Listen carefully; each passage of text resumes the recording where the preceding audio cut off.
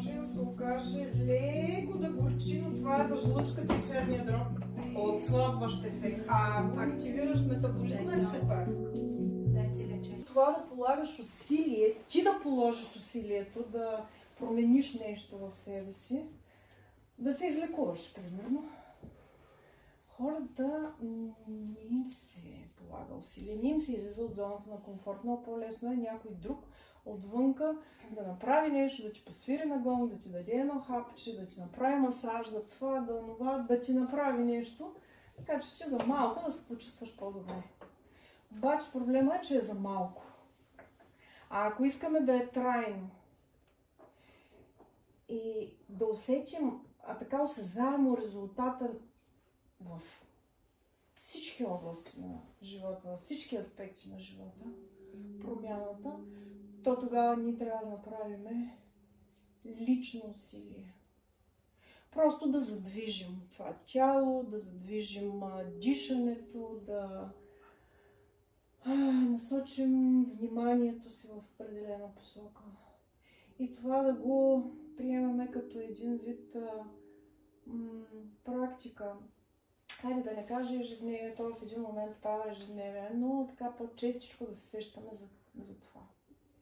И тогава наистина стават чудеса. И ето този момент, честно казано, съм го мечтала много давно, 20 години сигурно. Много ви благодаря, че сте тук. Приветствам ви от все сърце, защото това е наистина много голям скок, ми се струва. Явно е дошло времето. Времената, в които живеем, наистина виждате какви са. Те са такива, че човек просто вече трябва да направи нещо наистина, да излезе по-така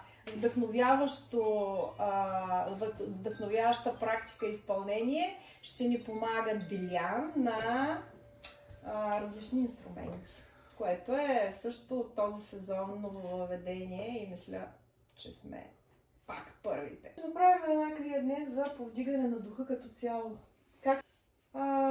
Да, обаче, когато гонга се прави след кундалини йога практика, всъщност гонга е от традицията на кундалини йога. Той така става известен.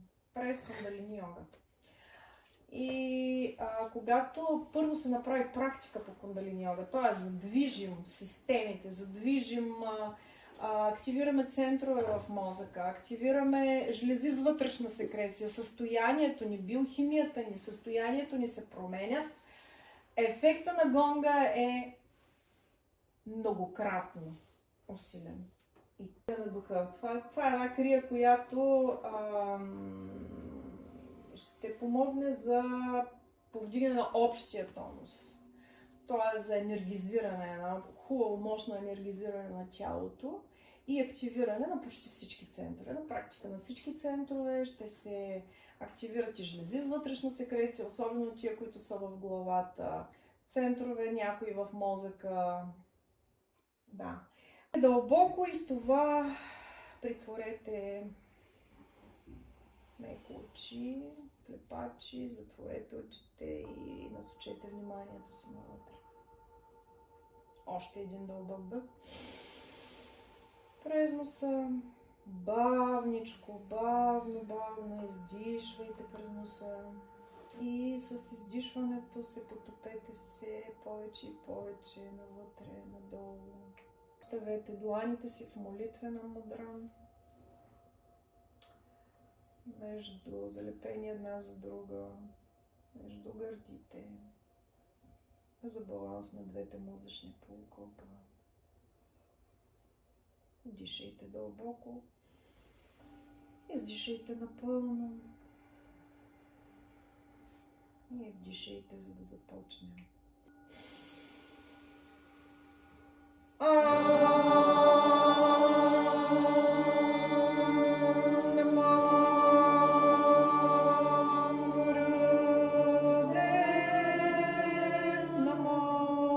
Основата на гръбнака, нека пробудим енергията, спяща там долу в основата. Движете в една посока, в кръг, който е центробежен от основата от тазобедрените стави. Между другото, има ли деви? Да. Явно този... Има ли деви? Да. Ти си дева. Други деви има ли? Защото днес е пълнолуние в Дева и очевидно този момент е привлякал толкова много хора. Знаете, че пълнолунието е един особен момент, в който има пик на енергия и то с теми, които са характерни точно в знака, в който се намира. Ето това е Дева сега. Дева е знака, който много държи на подредбата, знаете, нали? Ще ни помогне за изчистване на всичко това, което е останало. Ще направи едно преподреждане, така че да може да възприемам действителността и да можем да си попаднем точно на нещото, на някого, на обстоятелства, на ситуации, на път, който отговаря на нашата вибрация, на това, което имаме кръжение. Опитайте се да останете в позицията без да се напрягате излишно. Държим опънати, но не.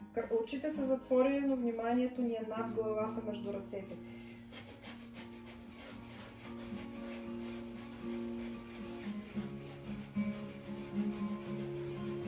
Но правете това, което ви е възможно в момента, без да изтезавате, да насилвате тялото си, но пък и не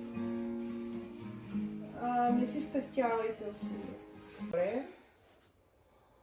Задръжте в тази позиция с мула банда и внимание нагоре над главата. Насочете енергията към върха на пръстите.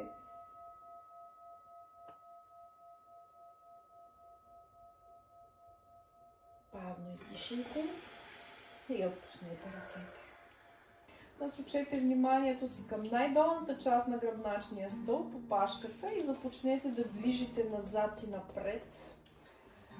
Най-долния сегмент, където е опашката, назад с издишване, напред с издишване. Прилича на езда на камила. Даже и така се нарича това упражнение. Езда.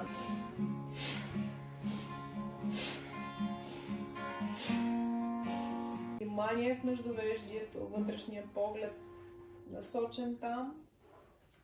Мула банда. Стягане на вътрешните мускули на тазовото дъно. Полови органи, влагалище, анус.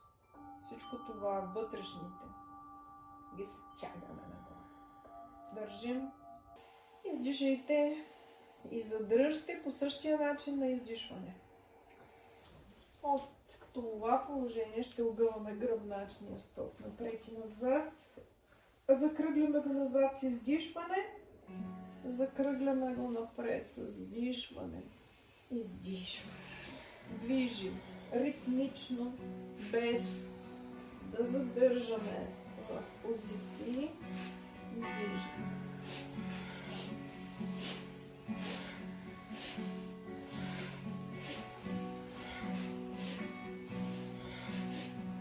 Насочено навътре в тялото, усещане от движение.